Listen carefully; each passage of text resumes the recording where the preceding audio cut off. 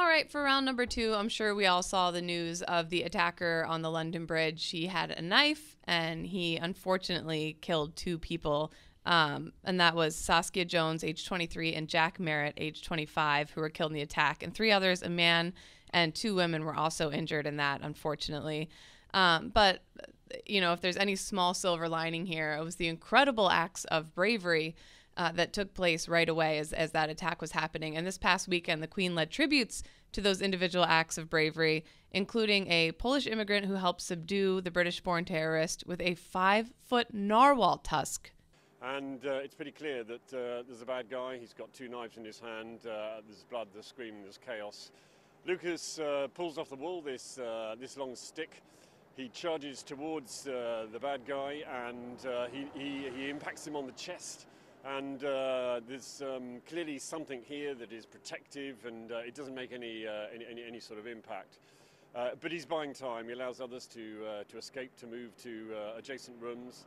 And at that point, he's got about a 1-minute one-on-one straight combat. This guy we now know by the name of Khan. He works his way up Lucas's poles, slashing with this knife, and he takes 5 wounds to his left side, and he's going to lose some strength on that side.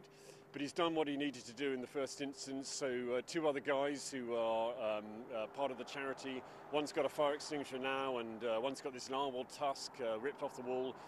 They come and join the fight, and it's pretty gruesome. I think the terrorist decided he was outnumbered.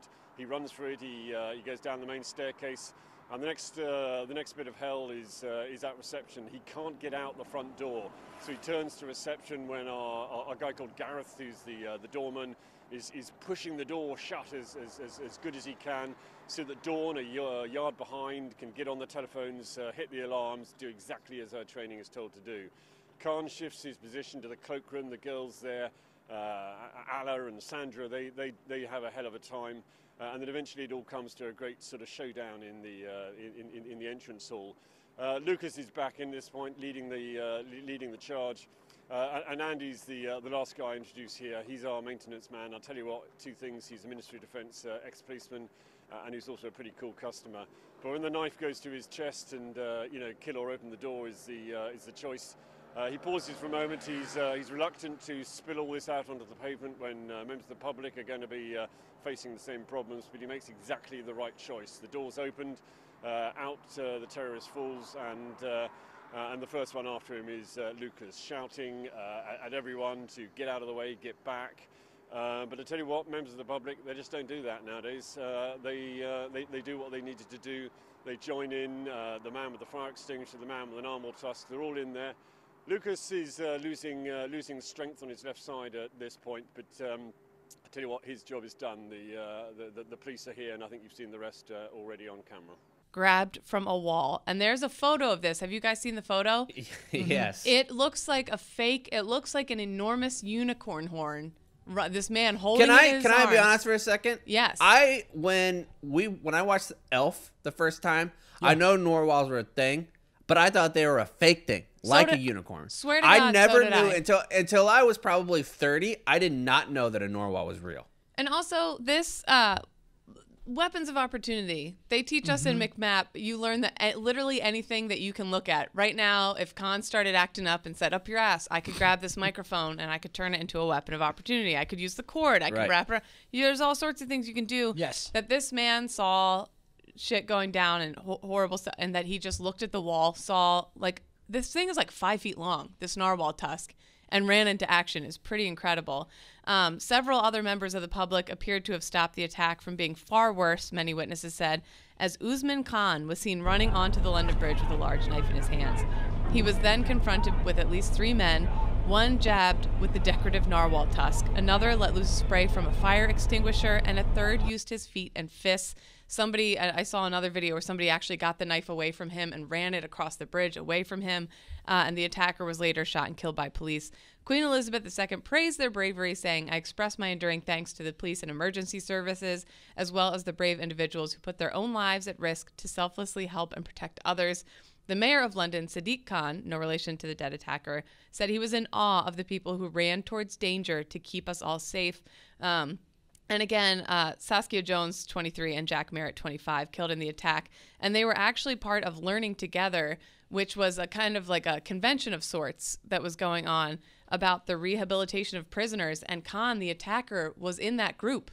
He was part of this group. He had been a prisoner himself for being a part of like internet ISIS. activity on terrorism. And he got let out early. And Jack Merritt's family spoke out and said, I hope they don't use this to politicize our son's death. And they just seemed like they had so much more grace than, I mean, I can't even imagine. But again, the photos and the videos of the people, instead of running away, so many people were running towards him. And I think seeing... Yeah, because it wasn't just the Norwal. Somebody grabbed a fire extinguisher. It was legitimately Anything whatever you could grab. It had to be like the scene from Anchorman, where it was like you're just grabbing whatever and you're just going after this dude. Yeah, a trident. I think I saw a man with a trident going in there. I mean, it almost looked like... And also, can we say, first of all, we are very against the phrase decorative Norwal tusk. No. There's no such thing. It's just a Norwal tusk. We're not going to decorate with that. We are very much an anti-Norwal decorative podcast. Right, absolutely. Let us say that. It looked like a coordinated counterattack on the terrorists, the way they used the fire extinguisher and the tusk, and then the third gentleman. It was really impressive. And I think they made it look so easy from my perspective that you don't realize how difficult it is to do something like that, to overcome the fear that they were probably feeling against this man. Because this day and age, someone can clearly see if you have a knife, but who knows what's maybe strapped to him, and they just threw all that to the caution to the wind and went after him. So it's just unbelievable bravery. Yeah, for sure. They were definitely willing to give up their lives the way that from what I saw. It's pretty incredible. And also, I think this sends a pretty powerful message to any moron out there who wants to do something like that.